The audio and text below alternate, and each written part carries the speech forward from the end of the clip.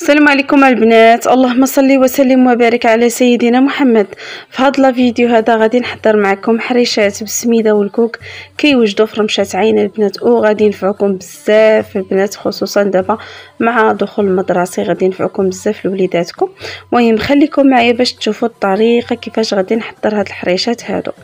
غادي نحتاج كاس ديال السكر، غادي نحتاج 2 بيضات بدرجه الحراره ديال المطبخ، غادي نحتاج كاس ديال الزيت، وغادي نحتاج قبيصه ديال الملحه، واحد ساشي ديال الفاني. صافي غادي نخلط الخليط كلشي مزيان، السكر والزيت غادي نخلطهم مزيان البنات والبيض، ومن بعد عاد غادي نضيف السميده والكوك.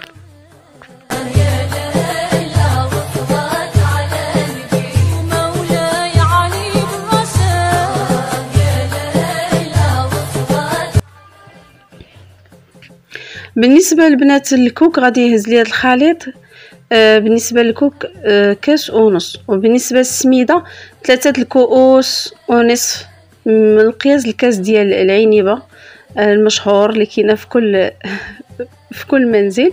صافي البنات، وغادي نجمع بكاس ديال الحليب.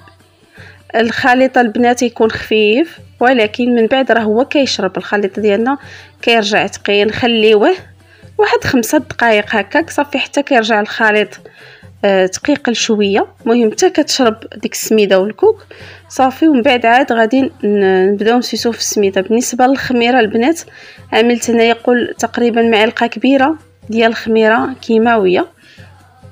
انا كانت عندي البيضه عملت غير معلقه تقريبا، عملوا نتوما 7 غرام ديال الخميره كيماويه. صافي البنات كيف ما شفتوا الخليط ديالي كيف رجع صافي شبر في راسو، ما بقاش خفيف كيف ما كان.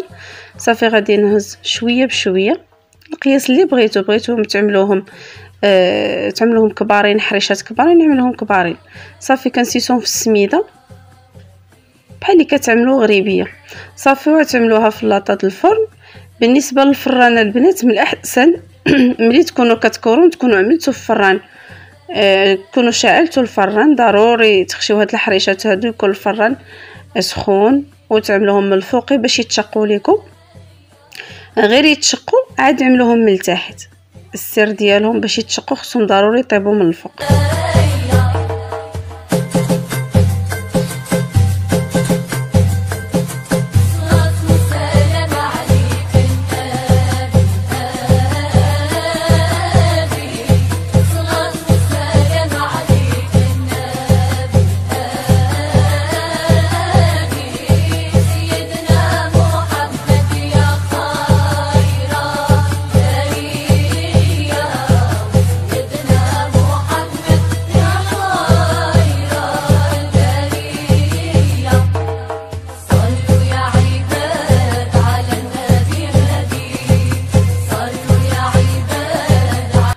المهم البنات هذه هي النتيجه ديال الحريشات ديالي كيف ما كتشوفوا كيجيو رائعين.